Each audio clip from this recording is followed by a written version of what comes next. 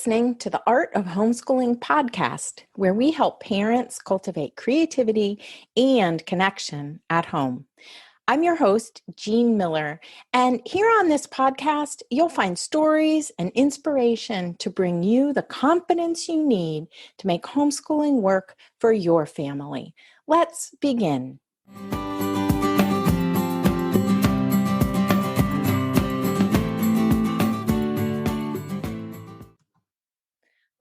Hello, and welcome to episode number 52, Ask Jean Anything. I've been really looking forward to this episode because this is the 1-year anniversary of the Art of Homeschooling podcast.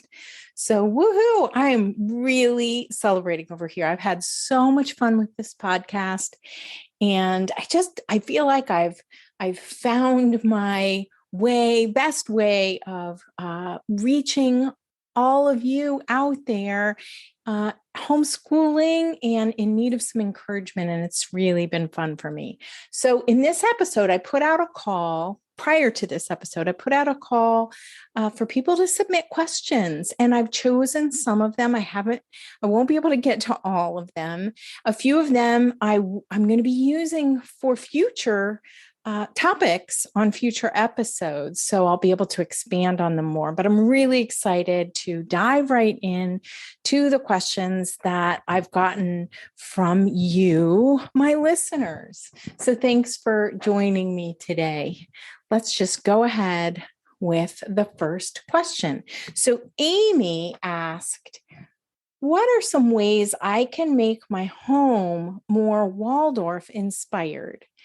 We already have a daily rhythm and a nature table. I would love to hear other ideas. So thanks so much, Amy. What a fun question. And first, let's just say, Waldorf-Inspired is an interesting term, right? Because so many of us think about a Waldorf school, like the beauty of a Waldorf classroom that's painted really pretty colors and has natural playthings in it. And we think, we want to recreate that at home. When in fact, we don't want to recreate a classroom at home. We're homeschoolers, and we want to bring the creative and unique aspects of our family to life in our space.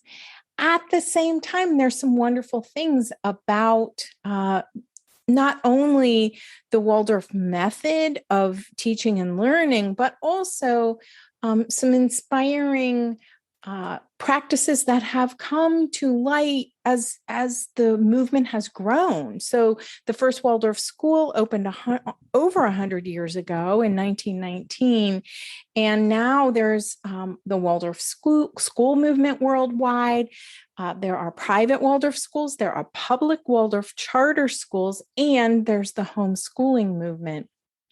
So there are some wonderful ways that we can bring a sense of togetherness and community and connection to nature and all kinds of things into our homes. So I'm going to share a few of those right now. So first of all, I love, Amy, that you have a daily and weekly rhythm. That to me is really the place to start. And that you have a nature table, because I love having something indoors that reflects what's going on in the natural world outside. So maybe we collect some wonderful leaves or acorns or something like that on our walk, and we bring them in and we set up a little tableau in our living space. That's a really nice way to reflect the seasonal changes that are happening outside of our window. Those all really help bring children a sense of awe, wonder, a sense of warmth and security, and a sense of connection. So, Amy, I'm not sure how old your children are, but I do have a few other ideas. Of course, it's going to vary depending on the ages of your kids.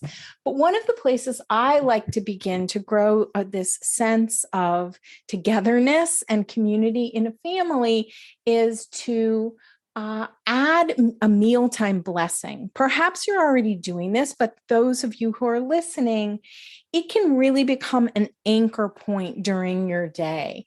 That time when you all come together, especially at the end of a day or whenever all of you can be sitting down at the table together. In our family, we had we would come together for dinner. That was the meal of the day when we were all home, all five of us. And we had three different blessings that we would just rotate through, three favorite ones. There was a song and then two verses or poems that we all knew by heart that we would recite when we sat down together.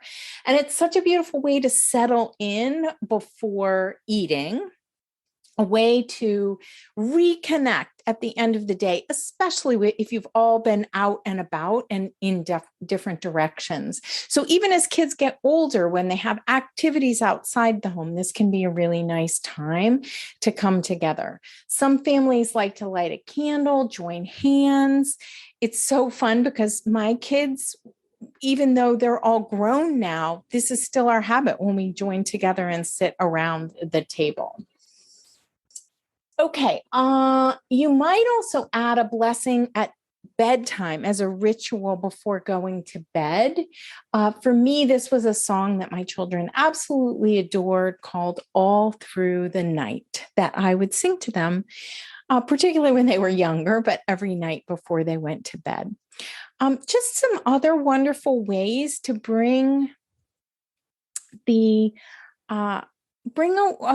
this inspired feeling into your home. I think the best kind of anchor point for these are the lively arts.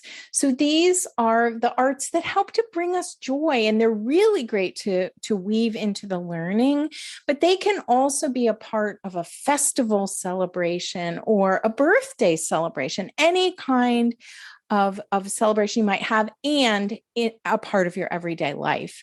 So those lively arts are movement, music, drama, speech or poetry, painting, drawing, modeling, storytelling, and they really can help just enliven your life. So I would encourage you to weave those in as much as you possibly can. And I have a podcast about the lively arts. We'll put the number in the show notes because I forgot to make a note of it here. But there is a podcast you can go and listen to about how to weave the lively arts into your homeschool day. All right. Thanks for that question, Amy. Next question comes from Sarah, and she asked, are archetypes really that important to introduce? Don't they perpetuate inequalities, injustices, and stereotypes from generation to generation? Can we introduce new archetypes? An oxymoron, I know. All right. Interesting question, Sarah. So archetypes are fascinating. They really are. And honestly, I believe they're timeless. So yes, archetypes have a place in our world today. And I'm going to talk a little bit about that. There are ancient archetypes, and there are some people who've sort of recreated new and modern ones as well. So you can have a look at what those might be, but they do really come into play both in terms of story and psychology. So just to clarify, we don't, as part of your question, Sarah, we don't actually introduce archetypes to children or teach them per se, but archetypes are a part of all stories, actually all stories everywhere. And really, you can find them in superhero movies, dramas, fairy tales, legends, plays. Like every story often has characters based on these typical archetypes. And what archetypes do is to help us connect to the characters in the story, because the archetype in us or the archetypes connect to those archetypes in the characters. I'll talk a little bit more about that in a sec. So let's just start though with a definition of an archetype and then how it's used, right, in story or psychology. So the concept of archetypes dates back to ancient times, and it simply means a pattern of behavior.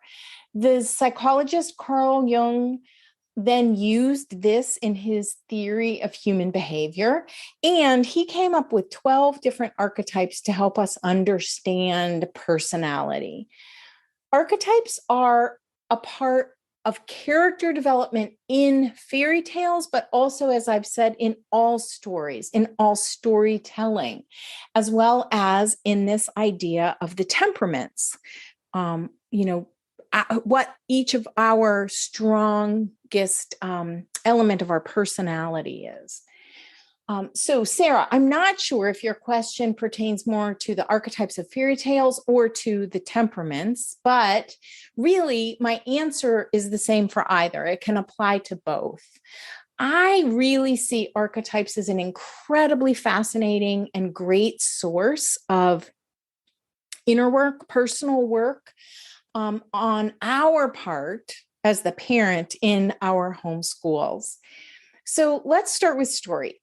In a story, lots of different archetypes can show up. There's the hero, the guide, the caregiver, the sage.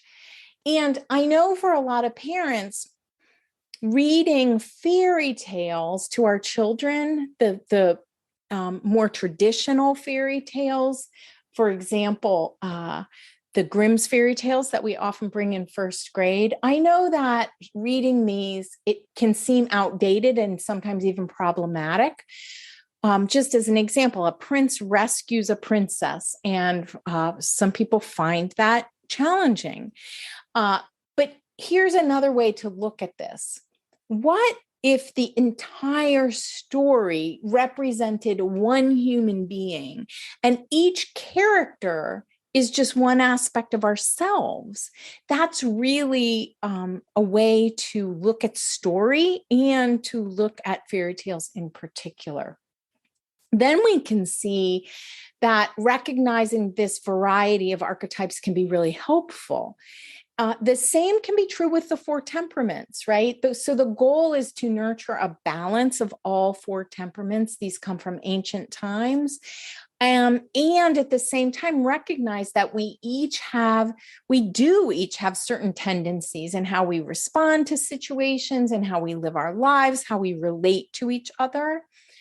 So the same holds true, you could say, for more modern, like personality tests. For example, the Myers-Briggs or Enneagram. It's really fascinating to us as humans, right? To see what type we are, right? What our loved ones are, what our friends are, how we compare to each other. And personality typing, as well as archetypes, help us to understand each other better. They can help us to work better together, more effectively, reduce conflict. We just don't want to ever use them against one another or perpetuate stereotypes. We definitely don't want to perpetuate stereotypes. So on the contrary, we want archetypes to help us accept our differences and embrace the wholeness of humanity, because we are all different and we're all the same. That's really the truth of it. So what I'll leave you with is that I hope it's helpful to think in terms of the difference. This is sort of embedded in your question, Sarah, but think about the difference between an archetype and a stereotype. So an archetype is really a pattern of behavior or a tendency on which a character in a story is built, or is something that influences a pattern of behavior that influences a person's personality development, right? A stereotype, on the other hand, is an oversimplification, right? It's an often fixed representation of a character or a person that keeps them very fixed in our mind and doesn't allow them to be fully human even, right? We don't see them as fully human or capable of growth. So that is the main difference. Stereotypes, no, but archetypes can be very useful in storytelling, of course, right? We see it all the time. Think about your favorite movie and you'll find archetypes in there. But archetypes can be useful in story. They can be useful in teaching. They can be useful in looking at each of our, including ourselves, each of our sort of personal tendencies for how we respond to the world. All right, hope that's helpful. Jackie said, I love the idea of rhythm, yet I feel like it doesn't work for me because of how we enjoy spontaneous adventures as a family. We're full-time RV travel living. That's so wonderful, Jackie. How can the idea of spontaneity play into our rhythm? Oh, good question. Because we all like some spontaneity, right? It's a personality thing. Some people like it more than others, but for sure, we don't want rhythm to be fixed and dictate our days, right? So that it seems really rigid. Don't want that. So you can have both a daily rhythm and time for spontaneity. I promise you. It's never all or nothing. So you can either, there are lots of ways to do this, but you can either build an open block of time daily, right, for free play or spontaneous adventure, and or choose one afternoon a week, or even a whole day of the week for that, or say a week in between blocks or something. You get to decide. You get to totally design a rhythm that works for you. So much of this does depend on personality. I know for me, I love having a smooth flowing rhythm, right? Where one activity flows into the next, and kind of know that, like, when I wake up in the morning, I don't have to think about like redesign my day from scratch. I just know I'm going to do this, and then this follows that. And that's how your rhythm flows through the day.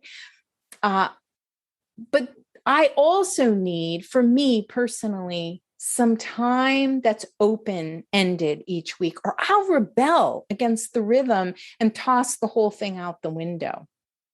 I don't know if that's true for you, but it's really good for each of us as we're thinking about our own family's rhythm to get in touch with what suits us best as well as our children. So for me, Fridays became our open day for adventures or art projects, or even an extended weekend getaway where we could leave on Thursday and go away for the weekend, right? So the secret really is to create the rhythm to suit your family. And then you want to follow that rhythm to have it work for you. Instead of feeling like your rhythm dictates to you what you have to do, create a rhythm that feels like it's helping you, because that's the goal, right? And you'll know it's working when maybe 85% of the time that's how your days go or how your weeks go. We all have times when the rhythm fades away for a bit, or we get out of sync with it, and then we can bring it back to help guide us and hold us as a family.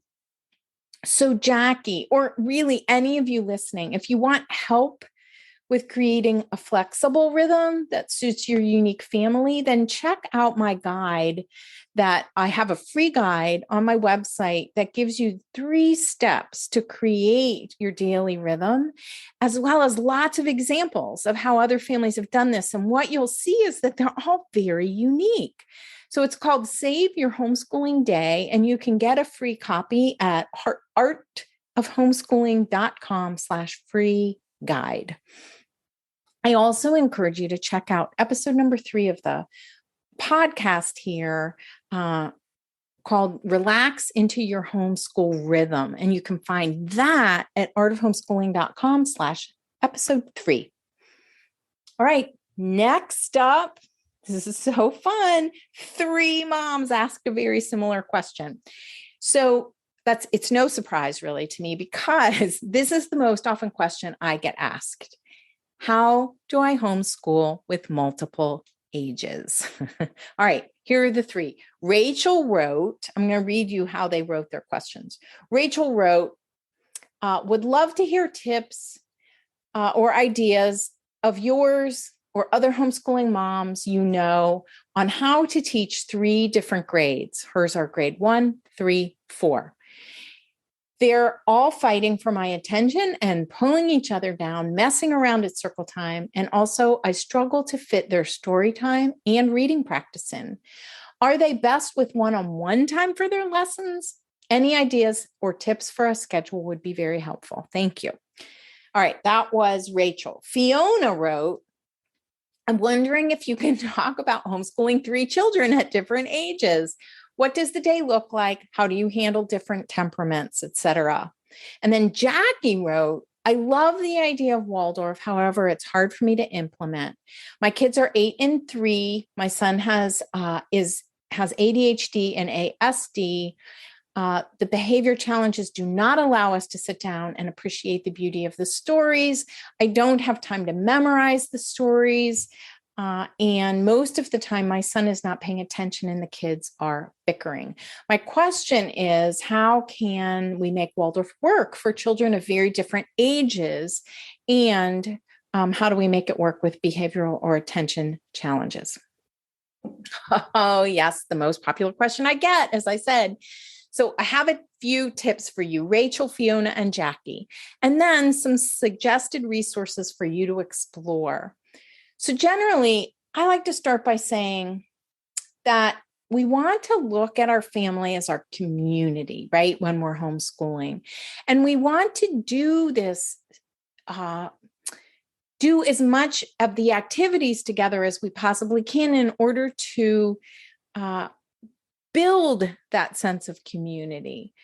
From there, then each of us just needs to find what works at this moment, right? So fair warning, that's going to change as your children grow and change. So that's my first tip, is to do as much as you can as a family. If circle time is not working for you, that's totally okay. Circle time can be very awkward at home. Some children feel like it calls too much attention to them because it is such a tiny group. Oftentimes, little ones, 2, 3, 4-year-olds will act out unless the circle is designed for them. So I would say either have your older one create a circle for the young one, or let circle time go, or do a circle with the young one while the older one is doing something on their own. And in addition, the stories you don't have to memorize. So I just want to make that clear. You can read them because you have such a small group and they already have that connection to you. All right. So that's the first tip. Do as much together as you can. Second tip is combine where you can. So for Rachel, perhaps you can be doing one block with your first grader and then a second block with your third and fourth grader, a combined block for the two of them together. Or you might even find ways to combine all 3 of those grades. I've always said, I don't have more than 2 main lessons in me per day. So with my 3 kiddos, I needed to find ways to combine. That means I don't recommend trying to do one-on-one time with each child every single day. To me, that is a surefire recipe for mama burnout. And we want homeschooling to work for everyone in the household, including us. And children benefit from you designing blocks. You can build a whole block around one book, one project, or something like that, and do it all together. Remember, the Waldorf approach, if that is something that you are trying to make work at home, it was created for a classroom setting. Who knows what Rudolf Steiner would have designed if he'd been asked to do it for a homeschool setting, but it's really up to us to translate the curriculum and the approach to suit us in a homeschool setting. All right, Fiona and Jackie, working with different temperaments, learning differences and behavior challenges really requires a level of patience, but also deep acceptance. I had this in my family too. And Sometimes the thing that helped me the most was to find a mantra that I could really hang on to and recite to myself every day, or write in my planner, or put it up on a Post-it note on my mirror or something like that. So one of my current ones has been, wherever my child is right now is exactly where he or she needs to be in order to learn what he or she needs to learn for what comes next. So it's hard to believe that sometimes, right? In our heart of hearts. But the more we truly can, like, we don't know that there's something really, really wrong here. Maybe this is exactly how things are meant to unfold. So siblings will bicker sometimes. 3-year-olds will interrupt sometimes. But when we can accept that, when we can look at our 3-year-old and say, oh yeah, this 3-year-old is acting like a 3-year-old, then we are in a better position to creatively problem solve than if we define that as a problem, right?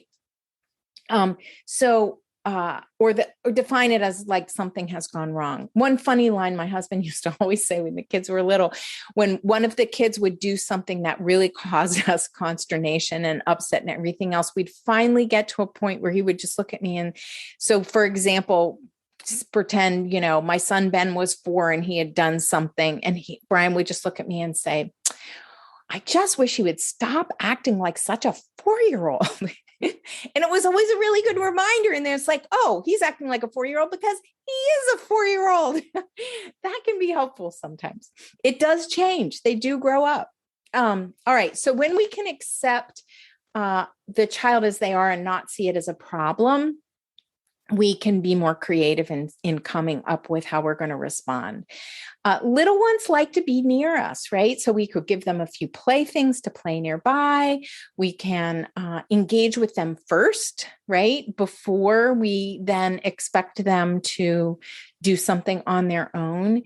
And the idea is really to start where our child is. Instead of trying to change our children, we want to start right where they are and help them extend from there, help them extend their focus, their skills, their attention, just a little bit more, a little bit at a time. All right, be sure to check out episode 29 on the podcast called Holistic Homeschooling, A Day in the Life. Oh, I love this episode. You'll hear from 3 homeschooling moms who each have, I think 2 of them have 3 kids and 1 has 4. And you can listen in as they describe what their day looks like with really specific examples of how they work with multiple ages. All right. I know you'll find that really helpful. All right. Evgenia asked, what do I do if my child says, I don't want to do it? I don't want to learn that. For example, math or writing. Oh, good question. Sometimes this really derails us, doesn't it? So I know we've all experienced this. I sure did, right? Probably this is a universal experience. And this resistance can be really tricky because we don't know where our child is coming from when they give us this resistance, but we tend to react, right? Take it personally and feel like something's wrong. So we definitely, deep down, we know we do not want to turn into a heavy-handed authoritarian, right? We don't want to ignore our child's feelings.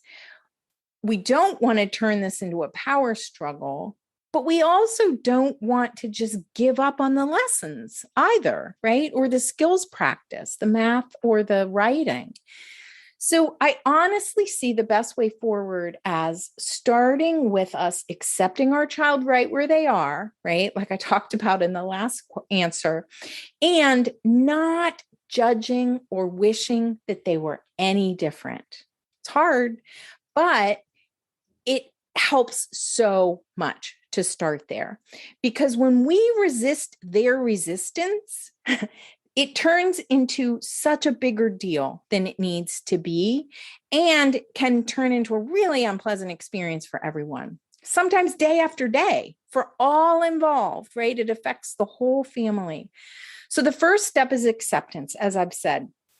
And I think this usually helps us to create some distance or a little tiny, sometimes it's just a speck of distance from the situation so that we can then observe our child more objectively and make some guesses about what's going on for them and come up with some ideas for how to respond. So, is the work too easy for them? Is it too hard? Are they exhausted? Do they need more sleep? Are they in need of attention or support in ways that we're not seeing? Do we need to break the learning into smaller segments? Do we need to take more breaks? There's so many questions that we can ask ourselves, but often we aren't in creative problem solving mode if we're judging how they're responding or feeling like, I just don't know what to do here. So after the acceptance comes the observation of our child, and then we can decide how we want to respond. And usually this works best when we can be as neutral as possible, right? Saying something like, I hear that you don't want to do this right now, but this is what we have planned for this morning, or this is what we have planned for today. Right now, you could say, right now, I get to choose what we do together, and later you get to choose. Very straightforward, right? The key is to adjust when you come across the resistance, experiment with how you respond, but never give up. And that's our tendency, is like the all or nothing thing, right? We either get really angry and force them to do it, or we give up altogether. And the sweet spot is in between, right? So we need to be more gentle with our children, more gentle with ourselves, start with acceptance, then observe, and come up with some ideas for how to respond, some new ideas for how to respond. I know it's a lot easier said than done, believe me. But it really is our job, right? It's our job as the homeschool teacher to help our children do the lessons, to help our children say yes to the lessons, to help our children learn from the lessons. So we just have to make small tweaks and adjustments.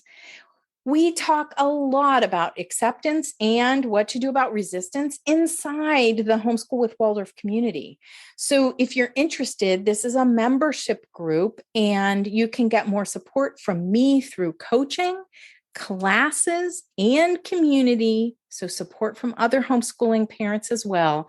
And you can check it all out at artofhomeschooling.com/homeschool with Waldorf. All right. Last question is from Jackie, who asked, everything I read about Waldorf suggests not to use technology in the home. We are a technology-loving family and use screen time a lot in our family. What are your thoughts on screen time and healthy limits? Oh, such a good question. So I also get this question often, and it's something that we all need to navigate in these modern times, right? We can't just hide under a rug. We can't just pretend that this doesn't exist. But I think we also don't want to just say no screen time or technology at all. So the first thing that I want to offer you is how I describe my stance on technology in the home. I like to say I'm not anti-screens, but I am pro-connection. Now, I didn't make that up. It comes from the work of Kim John Payne and the Simplicity Parenting movement. The idea is that rather than thinking about limiting screens because we think we should, right, or because it's a problem, rather than that, we want to expand on the opportunities for connection each day, right? Connection, time for connection to nature, to family, to friends, and to self, right? Time alone is really important too. So that doesn't mean we can avoid limits or boundaries altogether. That is not at all what I'm suggesting, but it simply provides a foundation for why we limit screens at all, right? So we can have more human connection in our lives. That feels much better to have that as a positive goal instead of the goal of like, this is bad and we should limit it. All right. Here's a little description of technology in my own family. You're just going to laugh because my kids are now, my boys, my older two are now in their early 30s. So when they were young, and it was a different world. That's why I'm describing this. It was a very different world than it is today. So when they were young, we kept our TV in the closet until the Olympics came around. And so every 4 years we would get the TV out, and that lasted for a while. And then when they got old enough, actually, when I had my third child was when about the same time that it seemed like they were old enough to have some screen time. And we started having pizza movie night on Saturdays once a week as a family. Super fun. Keep in mind, though, that at that time, there were no smartphones. There was no Facebook or Instagram, no YouTube. And my boys, then when they became teenagers, their first phones were flip phones. And the only reason they got phones was because they had jobs and they needed to let us know, right, when their schedule changed or when they were going to be home later than we thought they were. It was very, very different when our daughter came along. So she's in her early 20s now, almost 8 years younger. And so her first phone was a smartphone. And that's really, I think, when things changed. So nowadays, the world is very different in terms of technology, definitely different than it was, 20 years ago, and for sure different than it was 100 years ago when Rudolf Steiner first created the Waldorf method. So yes, there are Waldorf schools who have media policies that can be very stringent, but as homeschoolers, we get to decide what that is for ourselves and as families, right? Even if your kids are in school. So I honestly believe that we are meant to be a part of this world, right? And not live in a little bubble, not shut ourselves off from the world. At the same time, we want to be aware of our children's developmental needs, and we want to advocate for them, right? We want the healthiest childhood for them possible. So I think that, first of all, I think it's really important that we acknowledge that there are dangers, right? Dopamine hits and addiction are very real for us as adults, just as much as for our kids. We need to keep that in mind. So we do want to pay attention to this in a very realistic and proactive way. I just want to say that I plan to do a future episode on this for sure, because I think it's such a hot topic. But let me just say here that first, having conversations with your partner on this topic, on how you might put limits on screens and what would feel good to you in order to promote connection, right? That's the end goal. The limit isn't the end goal. The connection is the end goal. So to have conversations with your partner about what this might look like, and then bring it to a family meeting or a family conversation, this can really help you come up with a plan that works for you and your family. It's going to be unique for everyone. So for us, like I said, way back when, we had no screens. We had no screens during the day or on school nights, Sunday through Thursday. I did make exceptions for afternoon TV during really cold, gray winter months here in Northeastern Ohio. But that might be way too stringent for some of you. So, and as I've described, those were very different times. So I just encourage you to find what works for you and your family. Two great resources. One is about having these conversations. It's a site that I recommend called Better Screen Time. So you can go to betterscreentime.com.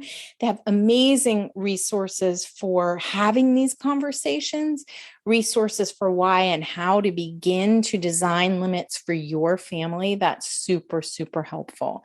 And then on my website, I have the ultimate guide to wholesome media choices for children that have lots of movies you might want to consider, or audio books and things like that. And you can find that at artofhomeschooling.com/wholesome media guide.